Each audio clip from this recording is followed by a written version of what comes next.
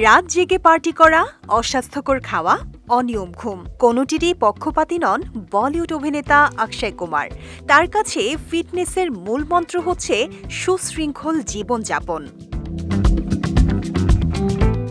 কিন্তু সম্প্রতি তার খাদ্যাভ্যাসের একটি প্রয়োজনীয় দিক প্রকাশ পেয়েছে। একটি বিশেষ পানীয় ছাড়া তার দিন চলে না। মস্ত এক গ্লাস পানীয় বানিয়ে নিয়ে যান তিনি। আসলে সেই পানীয়তে থাকে কি? জানা গেছে অক্ষয় কুমারের প্রিয় পানীয় বা ডিটক্স ওয়াটারের রেসিপি।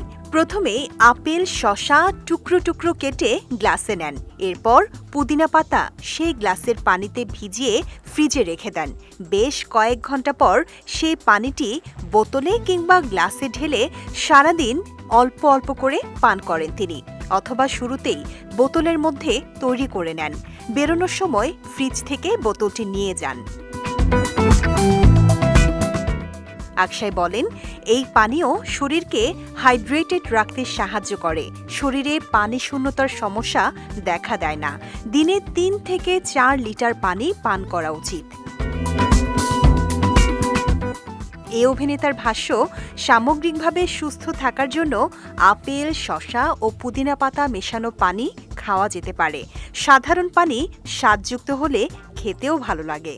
তাই তিনি তার ভক্তদেরও এ পানীয় খাওয়ার জন্য পরামর্শ দেন।